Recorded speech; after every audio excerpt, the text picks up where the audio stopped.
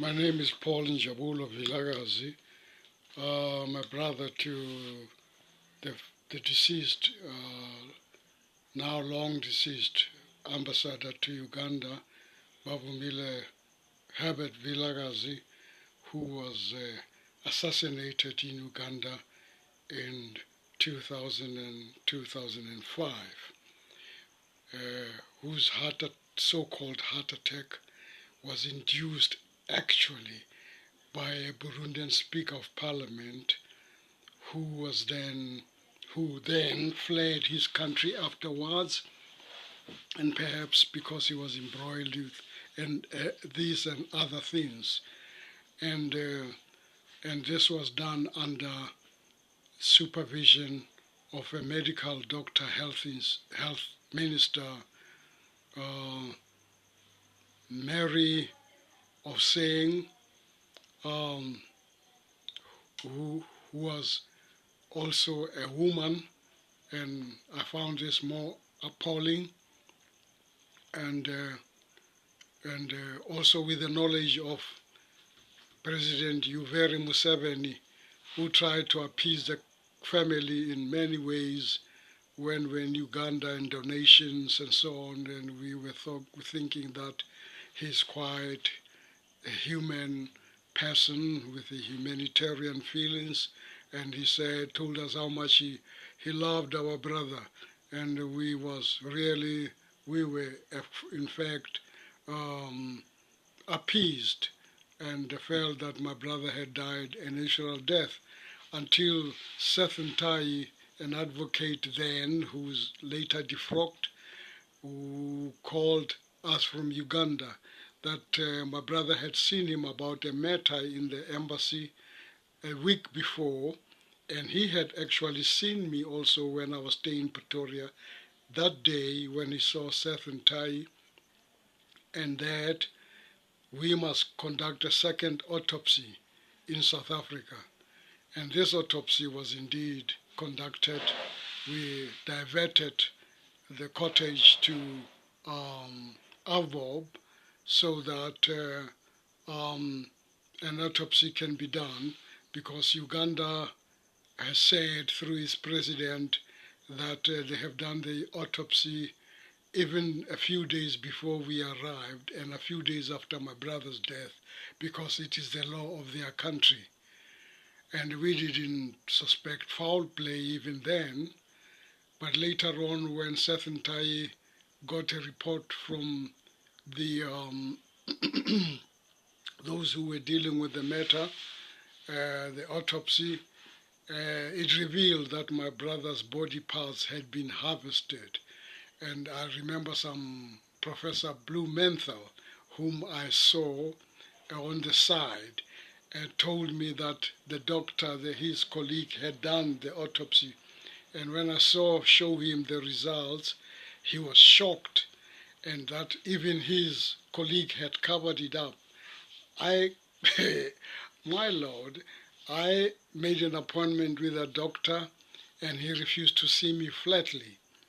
Walked away from me, just like he was rude when I was hardly rude. I wanted him to help me out. And so even the ANC walked out on me, all the people in the ANC walked out on me, and the media walked out on me, save two media houses that published the story. Sunday newspapers then published the story, my part of the story. And so it is news that this was done. Now this matter, as in the era of taking even the story, not the story, but the tragedy of the murder of Inkosi Albert Tuli to an inquest, and of others, like the young man in Davidton, who was a student leader, and many others, I have been more galvanized, even against those in my family who are cowardly enough to help me follow up this story.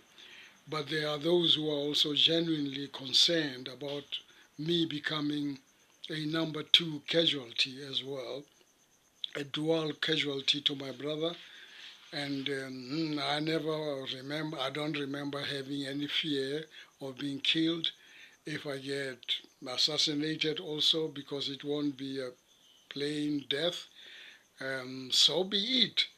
And I'm calling upon the world, human rights lawyers and human rights personalities across the globe to come to my rescue, because I'm afraid, some of the advocates, leading advocates in the country, are also very political.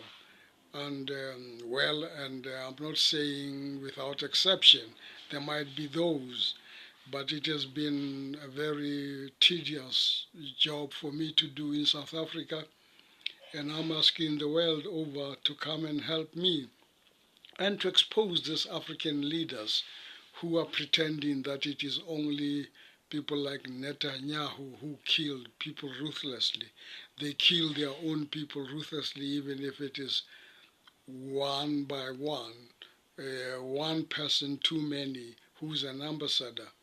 And this man, President Mbeki, who was presiding over my brother then, and I assigned him to Uganda, never responded to the family, never even paid a courtesy call before the funeral and after the funeral. At least Zuma, during that period, Jacob Zuma came, who was on the spot when my brother died. He came, and even at the memorial service, memorial stone unveiling of my brother, he showed up, and I told him that the case is not done. I will still pursue it, so he should not be surprised that I'm pursuing this case. Nkosazana Zuma's Department of Foreign Affairs is aware of my case, and some reports from that department proved to me that something from that report, from the report from Nkosazana Zuma's then ministry, proved that there has been foul play, and I have those reports in my possession, and so I need aid to this effect, that we must clean up the act now and clean up the cannibals, the hyenas who devour people under the pretext of government and so on, and also to protect their own frailties. And, so my brother was actually um, assassinated, and I'm appealing to all well-meaning, good-hearted people. I'm not sure how many people are good-hearted, but a lot of people have a heart for humanity. And I'm saying to you, my WhatsApp number, strictly WhatsApp number, is 076 643 5656. The South African code is the South African code. And my email address is njabulo42@yahoo.com. Njabulo is NJABULO, all in small case, 42@yahoo.com. Come back to me. I need your support. I need everybody's support. If you say you point me to other areas, I'm saying family is not only blood. Sometimes blood is just blood, and it's not necessarily family. People prove that they can just be blood and claim to be your relatives and stuff, when also they are just yellow cowards and untruthful to the cause of fighting for their own brother when he's no more, when he actually had taken care of them when he was alive. My brother took care of me from when we were young, just like my other brothers took care of me, and I still take one who's still alive, still taking care of me. But I sat down and remembered how this particular brother and the other one, who's now late, used to go out of their way for me. And so and how the present one who's still alive still goes out of his way, including their children, going out of my way to help me whenever I'm in need.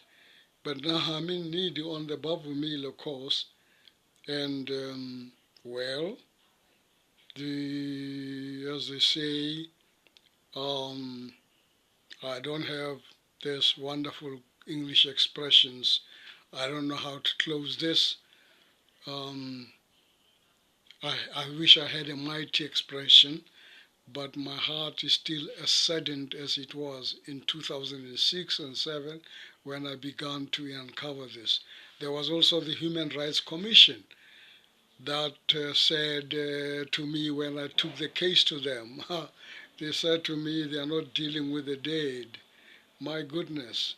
I think it is their mama who was dead, because they said to call my brother the dead, when actually they dealt with a matter of a man in the Free State who was brutally murdered by police, and they took it up, that matter, and they're still on it.